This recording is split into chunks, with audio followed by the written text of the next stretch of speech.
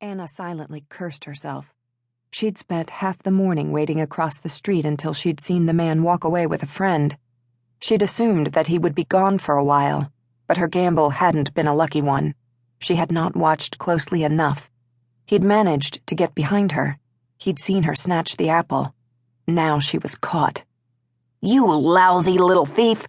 he shouted angrily, pulling Anna closer, dragging her toward him against her will.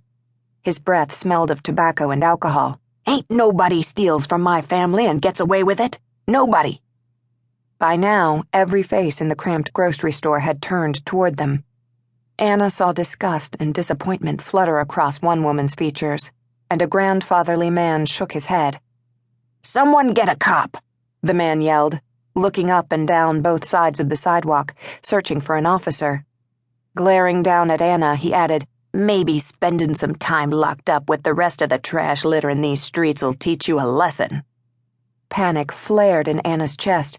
The thought of going to jail for what she'd done was terrifying. She'd taken the apples only because she was starving. Couldn't anyone understand how hungry she was? Once she was arrested, she knew no one would come for her. Not her brother, and definitely not her mother. She'd rot behind bars long before anyone in her family even knew she was missing. After receiving countless beatings at the hands of stronger girls, she'd probably get shipped off to an orphanage. Anna couldn't think of a worse fate. No matter what it took, she had to get away.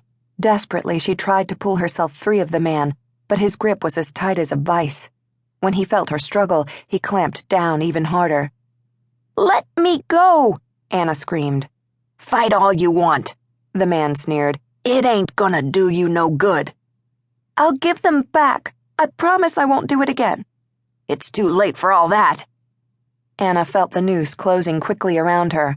If she was going to remain free, she had to do something. Desperate, Anna raised her foot and drove her heel down onto the man's toes as hard as she could. A sharp yelp burst from his mouth. She couldn't know if it was because she'd actually managed to hurt him, or if he'd just been surprised that she was still defying him, but it was enough to make him momentarily loosen his grip on her arm. Quickly, she threw a sharp elbow into the soft paunch of his stomach and tore herself free. Without a second's hesitation, Anna was off, like a rabbit suddenly freed from a snare, running away from the grocer's as fast as she could. Behind her, the man bellowed, "Stop! Stop! You good-for-nothing bitch! Somebody stop her!" Anna dodged an old man with a cane, slid on the slippery sidewalk, and nearly collided with a fire hydrant before managing to right herself and race on. At any moment, she expected a policeman to suddenly appear before her, ready to snatch her up as she raced headlong into his open arms, or for some good Samaritan to grab her and drag her kicking and screaming back to the grocer for her punishment. But nothing happened. The sounds of the city, the shouts of the grocer's son, all faded until the only thing Anna could hear was the pounding of her heart. "Gimme that." Anna had only just bitten into the apple, her teeth piercing the skin, the juice deliciously sweet on her tongue, when it was suddenly yanked from her grasp.